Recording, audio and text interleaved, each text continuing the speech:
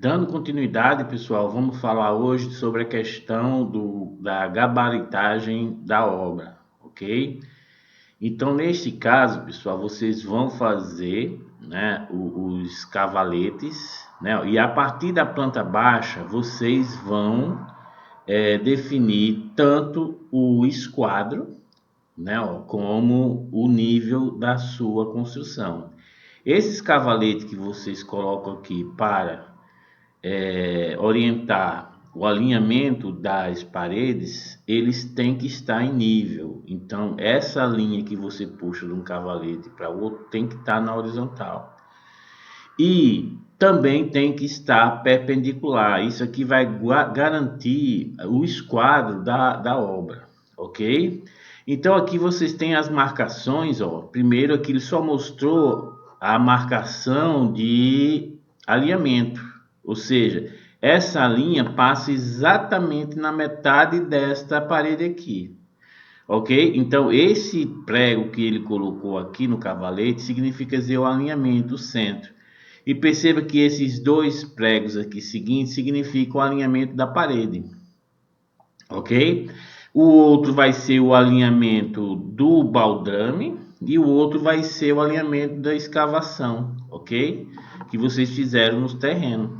Então, tudo é marcado. Então, a forma construtiva que eu gosto de colocar não é o centro, determinando o centro. Eu já determino o que? O tijolo. Então, dependendo da disposição do tijolo da obra, você vai pegar a espessura. Se for um tijolo de meia vez, que é aquele espelhado, você pega e coloca a espessura dele aqui já alinhado. E perceba, pessoal, que a partir disso eu consigo também colocar utilizando o reboco, né? Ó, isso aqui garante a minha perpendicularidade, né? Tanto da parede como também do reboco. Tem muita gente que faz a parede perfeita e na hora de rebocar o reboco não está em esquadro. Então eu subo duas fileiras de três fileiras de tijolo e já vou mestrando fazendo a mescla, né, do reboco. Isso aqui é muito interessante. Quando vocês fazem a parte estrutural, pessoal, o que acontece? Esse gabarito aqui também vai identificar os pilares, ok? Então, o que acontece? Na forma construtiva que a norma estabelece, você não pode fazer as paredes conjugado já com os pilares. Isso ele não admite. Primeiro você faz a parte estrutural para depois você fazer a alvenaria, né? Mas isso muito pouca gente usa. Então a gente primeiro faz o paliteiro, que é a parte estrutural, e depois você vem com a alvenaria fazendo a vedação. Ah, professor, então se eu fizer desse jeito, eu não vou conseguir fazer dos tijolos. Você pode subir algumas carreiras de tijolo, né, antes de colocar a estrutura das colunas, porque aí você já garante o alinhamento do reboco. Então, essa forma construtiva ela é bem interessante, mas existem várias outras formas que vocês vão trabalhar. Ok? A partir do momento que você faz esse gabarito, o que é que acontece? Vocês também vão identificar aonde vai ter uma sapata. Então, obviamente que se você considerar isso aqui uma fundação feita com sapata, nesse ponto aqui você vai sair com um pilar, então aqui terá que ter uma sapata. Então, nisso aqui, o que é que você vai fazer? Você vai fazer um gabarito, né? Um gabarito, um quadrado de 1 por 1 ou 1,5 por 1,5 e vai colocar o centro dele aqui nesse ponto e você vai riscar no chão. E ali vem o, o trabalhador e vai escavar ali a sapata, né? Ó. E note que a partir do momento que você fizer uma sapata, você vai ter que ter também o alinhamento do arranque do pilar, ou seja, onde é que o pilar vai começar, então você tem que identificar essa posição, beleza? Então vamos para o próximo. Neste caso aqui, pessoal, o que é que acontece? Olha a explicação que ele colocou aqui, ó. Colocou um prego dando um alinhamento da parede, né? Ó. Este outro prego, ele dando um alinhamento, esse prego que é o alinhamento de eixo, né, da parede. Já esse aqui é as extremidades da parede. Aqui vem com a extremidade do alicerce e depois a extremidade da valeta que você vai cavar para fazer esse alicerce. Então tudo isso tem que ser identificado no gabarito, pessoal. Se for o caso, se vocês tiverem coluna, o pilar, você vai colocar P1, isso aqui é o pilar P1 com P1. Note que para você identificar a posição, eu preciso desse alinhamento aqui, ó, e preciso desse alinhamento aqui. Aí você vai aqui no gabarito e coloca pilar P1. Então eu sei onde está identificado o pilar P1. Mas professor, vai ter um outro pilar aqui, por exemplo. Aí esse aqui vai ser o pilar P3, por exemplo. Aí você coloca P3 e P3 e você identifica todos os pilares. Então, pessoal, essa marcação nada mais é do que você fazer o desenho no chão da sua estrutura. E eu exijo que esse meu desenho, como ele está estabelecido no projeto, está em esquadro, né, ó, está em prumo também, está em nível, então isso tem que ser garantido aqui. Então essa questão do gabarito é muito importante. Por quê? Porque é o sucesso da sua obra, ok? É o sucesso da sua obra. E aqui também, pessoal, estabelece o seguinte, que a sua obra tem que estar inscrita no gabarito. Então, note que o gabarito ele está externo à obra. Aqui está o gabarito e aqui está a sua obra. Então, essa distância, pessoal, tem que ser uma distância bem considerável, de forma que, perceba que aqui, se você for fazer uma pasta sapato, você vai escavar e você vai retirar material dessa sapata. Então, se você começar a acumular esse material aqui, na hora de você localizar o arranque do pilar dessa sapata, nota que você vai ter que tirar material daqui, ó, porque você não pode puxar a linha. Esse gabarito ele tem em torno de quanto? De 60, 50, 70 centímetros de altura. Então, esse material que você vai escavar aqui, você vai ter que jogar em algum canto. Então, note que tem casos que você vai jogar num canto e vai atrapalhar quando você for puxar a linha para localizar, por exemplo, o pilar aqui. Então, é sempre bom, ele aqui colocou um espaçamento de 1,2 metros.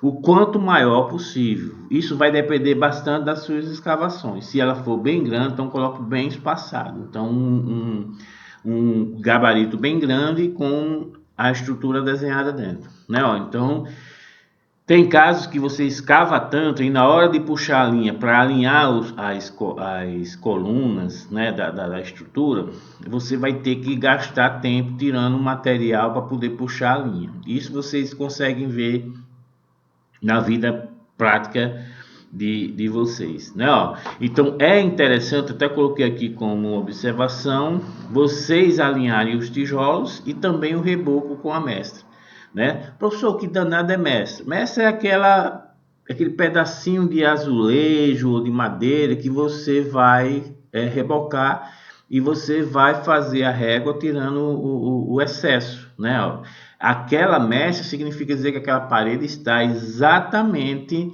na vertical. E se você colocar o mesmo espaçamento no início de uma parede e no final, você vai garantir que aquele reboco ele está paralelo à parede. Então a questão do esquadro, pessoal, vai ser perfeito, ok? Ah, professor, mas tem um pedreiro tão ruim que ele não faz a parede em linha reta. Ele faz tudo em curva. Aí eu reclamo, ele diz, vou tirar no reboco. Aí você imagina, aí já começa tudo errado, porque você não vai ter a questão do esquadro estabelecido com uma situação desse jeito. Então a parede, pessoal, tem que ficar bem linheirazinha, de forma que você garanta o esquadro. O sucesso da sua obra está exatamente aqui. E você faz a gabaritagem de tudo, desde um saleiro de alvenaria que você quer fazer, desde um coxo de alvenaria, faça em esquadro. Mostre que está perfeitamente em esquadro a sua obra, mesmo que seja de uma importância, vamos dizer assim, baixa, um coxo, né? Mas se você tiver que fazer a cobertura desse coxo, se ele não tiver esquadro, você começa a ter trabalho na questão da cobertura.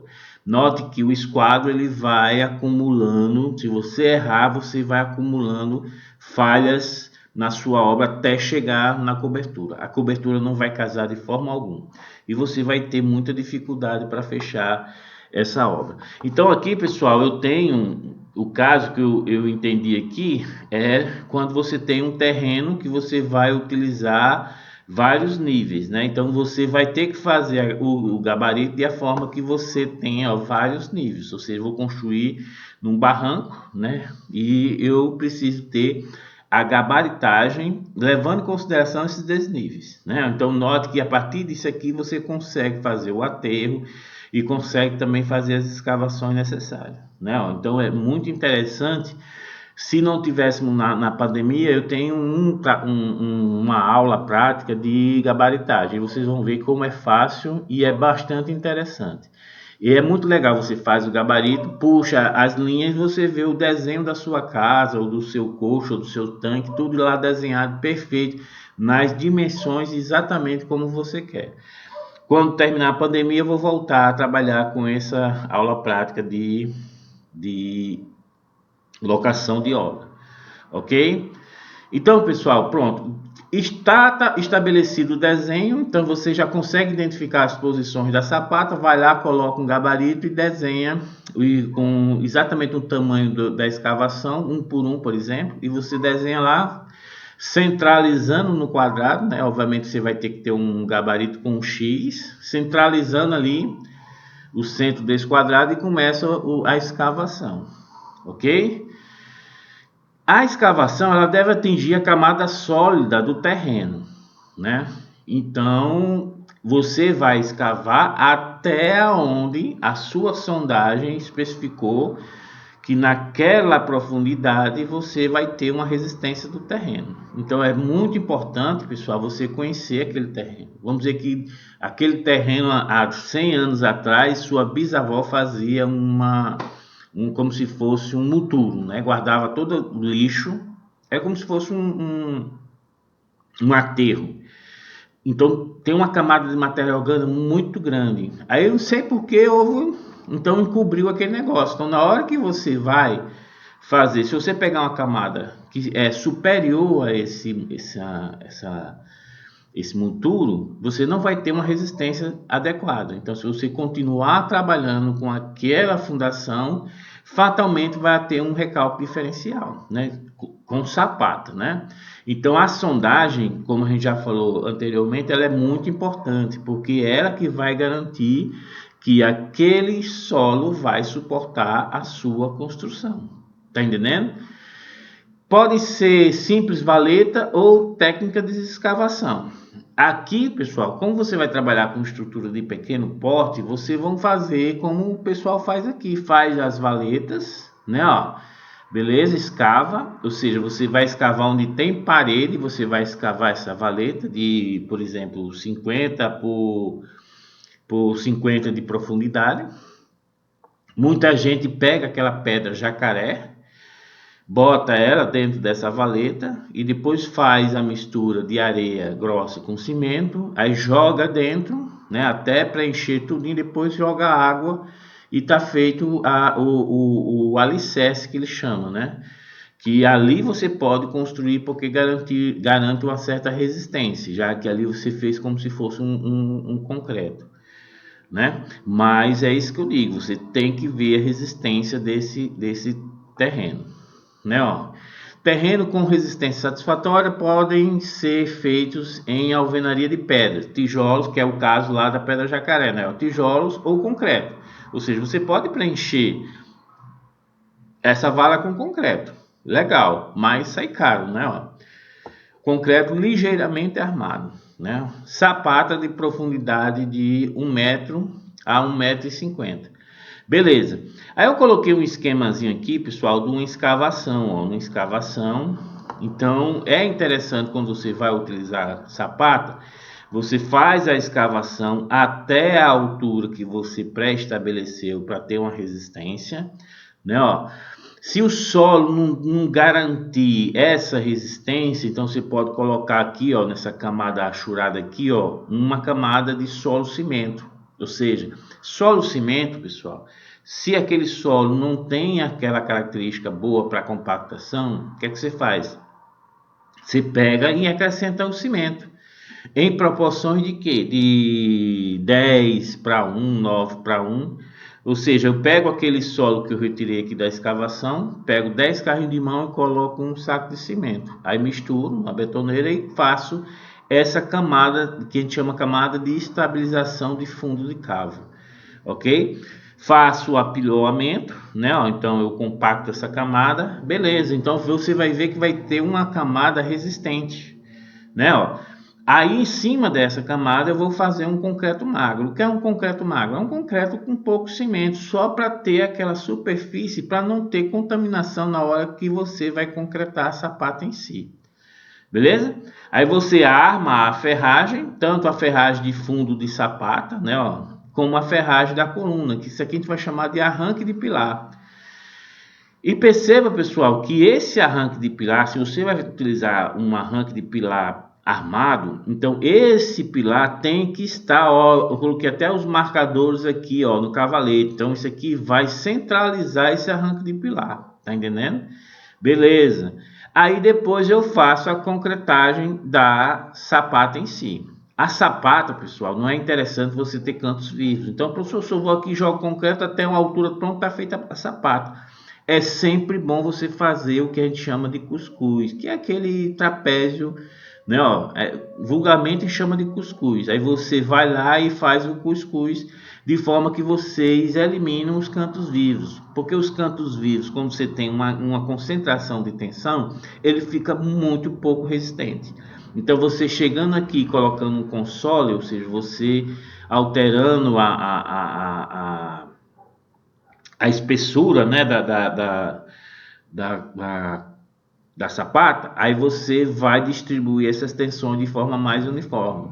Aí aqui, quando vai começar a coluna, você coloca uns tariscos para obter o nível, né? Ó, ficar em nível. Porque aqui você pode colocar caixaria e começar o arranque de pilar, né? Então é interessante porque nós vamos trabalhar, pessoal, na questão de pavimentação com solo cimento, que é uma forma bastante interessante de você ter uma certa resistência num local onde o seu pavimento no período de chuva você não consegue passar com o carro. Então, como é uma coisa, passa a ser caro, porque queira ou não queira, cimento é caro, né? Mas tem um bom resultado. E a gente vai trabalhar também com essa questão do solo cimento para a pavimentação. Um dos locais onde você não tem uma jazida com um solo que seja bom para a compactação, o solo cimento é uma das alternativas para você melhorar a situação,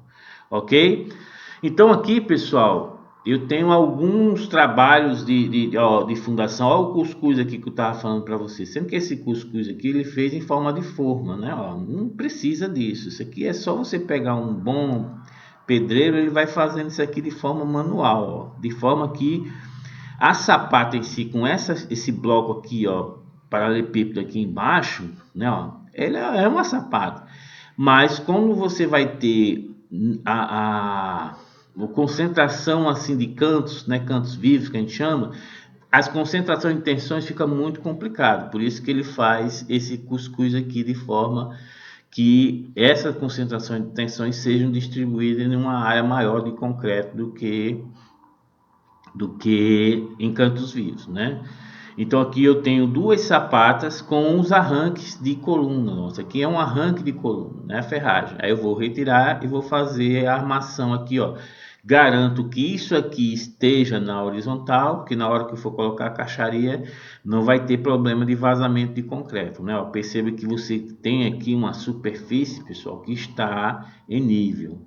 Ok? Tipos de fundações. Isso aqui é bastante interessante, mas as fundações que vocês vão trabalhar em pequenas obras é bastante restrito, né? Se precisar de alguma coisa mais complexa, vocês têm que procurar um profissional que seja capacitado para trabalhar com essa fundação, porque você não pode fazer um edifício, uma edificação bastante pesada num local que você não tenha certeza que vá suportar aquele peso todo, né? Ó, tipos de fundações estão divididas quanto à transmissão de carga em dois tipos: as diretas e indiretas, né? Ó, fundações diretas, superficiais ou rasas, Transmissão da carga para o solo ou rocha é feita pela base, ok? Então, nada mais é, pessoal, do que você aumentar a área da seção transversal para o solo, ou seja, a carga é a mesma. Se eu aumento a área de transmissão da edificação para o solo, ok? Que esse aqui é a base, eu vou ter a diminuição na tensão, né? Porque o solo resistente resiste à tensão, como é aquela formulação que nós já vimos, né? E contínuas e descontínuas. Fundações indiretas, que são as fundações profundas, que a gente vai trabalhar com vocês, que eu vou até mandar um vídeo para vocês, que são os tubulões, que são as estacas, né? Tem vários tipos, né, pessoal? É muito tipo de fundação. E vocês vão perceber lá no vídeo, que é bem interessante. A transmissão da carga para o solo é feita pela superfície lateral. Ou seja, quando você coloca uma estaca profunda, pessoal, né, a resistência está lateralmente. É o atrito da estaca com o solo. Perceba que quando você tenta sacar essa estaca, o que vai dar resistência é o contato da estaca com o solo lateralmente, né? Por isso que tem aquela questão da estaca raiz. O que é a estaca raiz? Você cava o buraco, coloca a ferragem e taca concreto. O concreto, com o peso próprio dele, ele vai entrando no solo e formando uma estrutura como se fosse uma raiz, por isso que a gente chama de estaca raiz. Agora tente arrancar aquele negócio, a raiz entra e aumenta o coeficiente de atrito. Então perceba que você vê as duas diferenças. Um é o contato da área da seção transversal com o solo, não tem problema de atrito, e o outro é o atrito dessa estaca com a superfície, né, de solo que tem. Você não consegue arrancar. Da mesma forma que você não consegue arrancar, você não consegue penetrar mais, né? Se você fez uma sondagem perfeita e você verificou que naquela profundidade eu tenho uma tensão de atrito que irá suportar, né? Então ela irá suportar o carregamento, não tendo esse deslocamento, esse recalque que a gente tem, ok? Então, pessoal, é bem simples, né? As fundações diretas são aquelas constituídas de sapata, ou seja, o que você vai se preocupar é com a área dessa sapata, ou seja, essa sapata aqui é a área de contato com o solo, é ela que vai dar a minha resistência. Se eu aumentasse essa sapata, ou seja, unisse as duas, seria sapata contínua, uma ligada com a outra, e note que a área é maior, né? Mas você também tem as duas cargas provenientes dessas colunas aqui. E tem as fundações indiretas, que é o atrito, que é esse caso aqui, ó. Você tem uma estaca, né? E ocorre o atrito aqui lateralmente, ó, a estaca, de forma que você não consegue arrancar devido a esse atrito, né? Isso a gente vai analisar mais adiante com os tipos de fundações.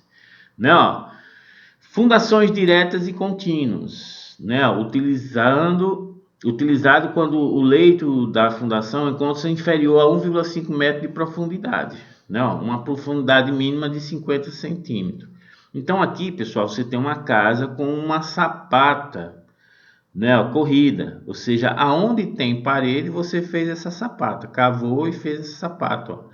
Aqui só está aparecendo a parte externa da casa, mas se tiver uma parede aqui interna, também vai ter essa sapata. Mas eu posso diminuir a situação colocando, ao invés de sapato, colocar um baldrame com pedra, ok? Então aqui você tem a situação, ó, você coloca essa sapata corrida, né? Ó, e em cima dessa sapata corrida você vai colocar o que, pessoal? As paredes. Professor, porque a gente só coloca em cima das paredes? Porque a parede vai ser a transmissão da carga, né? Ó. Então, se essa casa tiver uma laje, a laje vai transmitir para as vigas vai transmitir para as colunas. Como nós não estamos trabalhando com elemento estrutural, né, de concreto, então a transmissão do carregamento para o solo vai ser o quê? As paredes. E as paredes vai cair em cima de quê? Da sapata. E a sapata vai transmitir esse esforço para o solo. Beleza? Então aqui eu tenho vários tipos de fundações, né, ó, que são utilizados bastante em construções rurais, né? E eu tenho aqui uma situação, ó, bem interessante, ó. Você faz a vala para a construção do baldame, tá entendendo? Ou do, do radier que eles chamam, né? Ó. E você percebe que na cava dessa vala eu não tenho uma resistência suficiente. Aí, então o que é que você faz? Ó? Pega, faz esses buracos com a broca, né? Ó, e vai até uma profundidade aonde você acha que vai ter resistência. Ok? Para não cavar, então você cava esse buraco e pode preencher com um material mais resistente. Né? Aqui ele colocou até uma broca de 20 centímetros. Aí você pega um trado e cava, vamos dizer, 20 centímetros. Aí cava novamente uma sequência de buracos. E ali, pessoal, você pode preencher com um material mais resistente. Você pode colocar concreto. Né, ó, porque você tem a transmissão do fundo aqui da cava com aquela região que é mais resistente. E você não precisa cavar até lá. Ok? Então esses blocos aqui, ó, essas brocas que ele chama, ela vai transmitir o esforço da sua casa para uma região mais resistente. E você pode preencher, professor, o concreto é muito caro, pode se preencher com solo cimento. É a mesma coisa, tá entendendo? Como você está trabalhando apenas a compressão, se solo de cimento você compactando bem direitinho, vai ficar uma excelente fundação. Então, pessoal, perceba que aqui você tem vários tipos de fundações rasas que vocês podem trabalhar. Notem que isso depende muito da cultura da região, né? Depende muito da cultura da região. Muita gente trabalha de acordo com a cultura daquela região. Então eles não mudam muito. Então você vai trabalhar numa região, quando você vai ver, são aspectos construtivos completamente diferentes. Então eu vi de uma região que alguns termos de alguns elementos estruturais que a gente utiliza tem nada a ver com o que a gente vê aqui. Ok? Então isso atrapalha um pouco, mas vocês vão perceber que a situação é a mesma, né? E depois vocês vão adequar ao seu conhecimento que vocês aprenderam, né? São diferentes, mas com a mesma concepção construtiva, beleza? Aí aqui eu tenho basicamente tudo já definido, então vamos somente discutir com relação à transmissão, né? Ó, neste caso aqui, o que foi que você fez aqui, ó? Eu planejei que a fundação seria com sapata, então coloquei a sapata aqui, ó. Note que essa sapata tem um cuscuz, né? Para o que, pessoal? Esse cuscuz para não ter cantos vivos, né? Porque cantos vivos é muito problemático, né? Isso aqui, se você não colocar isso aqui, vai funcionar como sendo punção. É a mesma coisa você colocar uma madeira em cima de um tapume. E quando você pressiona, essa madeira ela tende a furar aquele tapume. Então, uma forma de você evitar isso, ou seja, uma concentração de tensões muito grande, é fazendo esses consolos aqui, ó, fazendo o que a gente chama de cuscuz vulgarmente. Então, esse cuscuz iniciará um pilar, por isso que a gente chama essa altura daqui até aqui, né, vulgarmente de arranque de pilar, aqui já uso aqui, toco de pilar.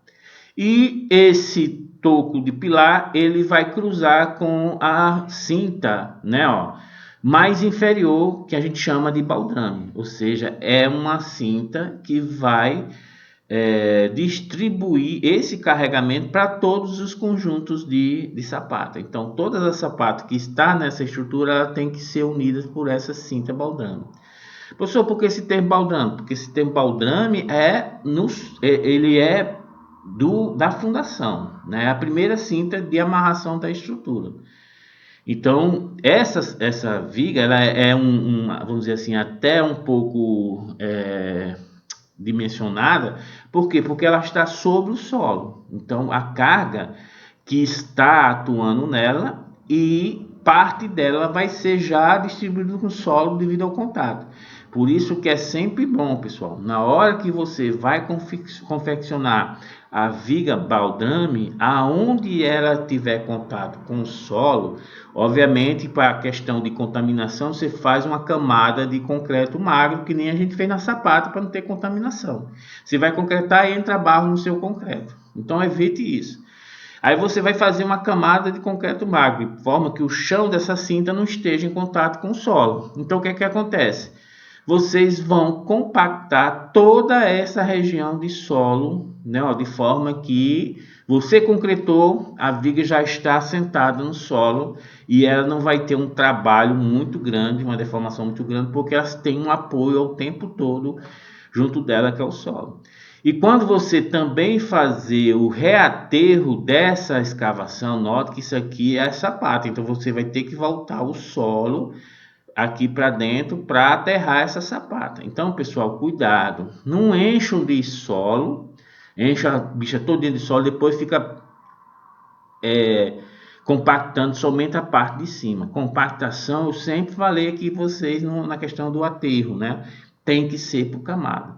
Você joga um solo até uma certa camada, aí o peão entra lá dentro e pega o pilão, né, e faz o apiloamento daquela camada. Aí depois sai, bota mais uma camada e faz o apiloamento, camada por camada.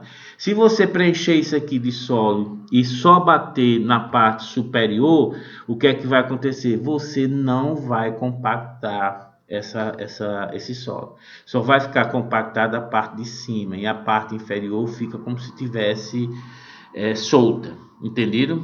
Então é essa sequência que vocês têm que ter na questão de fundação. E aqui eu tenho, ó, pessoal, uma situação bem interessante. Você tem todo o esqueleto da parte estrutural, ou seja, todas as vigas. Note que isso aqui é uma cinta, é uma viga. Esse aqui é uma cinta, é uma viga. E o baldrame também é uma cinta, mas como está em contato com o solo, a gente chama de viga baldrame. Né, ó? Então tudo está, se aqui eu tenho uma laje, todo esse descarregamento da laje vai ser transmitido para a viga. E essa transmissão da viga vai para as colunas até chegar o que? Na sapata. Então a sapata, como ela tem uma área transversal bastante. Se lembra da agulha? Eu tenho uma agulha, boto no meu braço e boto um tijolo em cima. A tensão é muito concentrada, tá entendendo? Aí lascou-se, mas se você pegar uma coisa que aumente essa área, aí você vai ter uma diminuição bastante boa na tensão e esse solo vai suportar.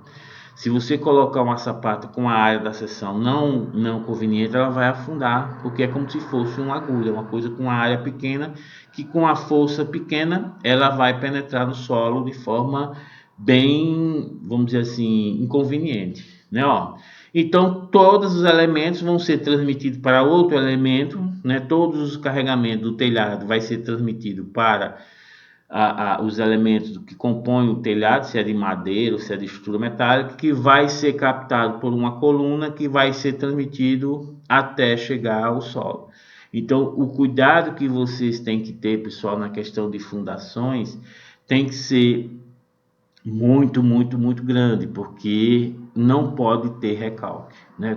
Se tiver recalque, aí você começa a ter rachadura e começa a ter, professor, mas vou lá eu costuro a minha rachadura, que isso aí a gente vai trabalhar na parte de patologia das edificações, né? Qual a forma que vocês têm de amenizar essa situação, mas vocês têm que evitar essas patologias, principalmente rachaduras.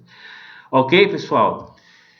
E aqui, pessoal, vamos trabalhar com um sistema de fundação, né, ó, que é bastante interessante, né, mas ele tem uma desvantagem. Eu coloquei até aqui, ó, execução cara, é muito caro você trabalhar com um radier, né, ó. E o que é radier, professor? Radier é uma placa rígida que vocês vão fazer em cima do solo. Eu não preciso ter uma ligação desse radier com só se esse carregamento for muito grande. Então, ele já vai funcionar como sendo uma sapata, né? Ó, o que é radier? Funciona como uma laje contínua de concreto armado em toda a área da construção. e transmite as cargas da estrutura da casa, pilares ou paredes, para o terreno. Então o que acontece? Eu vou construir uma casa aqui. Eu vou lá e construo uma laje maciça, de tanto de espessura. Note que tem que ser uma espessura bastante grande. Por quê? Porque eu quero que ela não se deforme. Porque se ela se deformar, pessoal, aí começa a ter a questão da rachadura, porque você vai ter um diferencial, né, um recálculo diferencial na sua laje. Então essa laje tem que ser rígida. Então a laje com 30 centímetros de espessura. Ah, professor, mas não tem nenhum tratamento antes de fazer isso? Tem sim. O que você pode fazer é diminuir o coeficiente de atrito do terreno. Então você escava, vamos colocar 20 centímetros, aí bota uma camada de areia, né? Ó, porque a areia ela tem um coeficiente de atrito, né? Muito maior do que o barro, né? O barro, você molha o barro e passa na mão e fica deslizando a sua mão para o outro. Faça isso com areia. A areia não, professor, parece que está ok. Então você coloca uma camada de areia, depois coloca uma camada de brita, e a partir dali em cima você começa a construir a sua laje. Então fica um negócio, mas esse procedimento, pessoal, é muito caro. Ele tem as suas vantagens, mas tem umas execuções assim bastante caras, né? Ó, então ele é caro de ser feito, né? Ó, os projetos, esse aqui faltou um S, projetos executados anteriormente, principalmente o hidráulico, o sanitário, tem que ser feito antes, pessoal. E você não vai sair quebrando essa laje para colocar, eita, esqueci de colocar o cano da privada. Então todos os projetos iniciais que vai ficar no subsolo, vocês têm que fazer antes. Então tem que já instalar o cano da privada.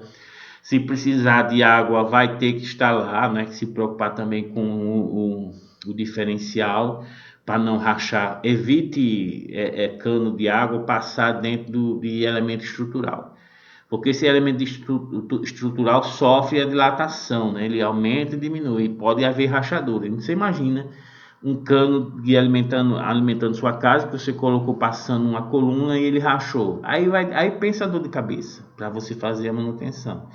Então é ter esses cuidados. Então os projetos executados anteriormente tem que ser todo ele perfeito, tá entendendo? Tem que todo ele ser feito para poder você confeccionar aquela laje, né? E a locação, pessoal, tem que ser perfeita. Ou seja, professor, mas a locação aqui eu vou alocar o que? Vai alocar as colunas, vai alocar também as paredes, né? Mas as colunas, principalmente, elas vão ser amarradas nessa laje.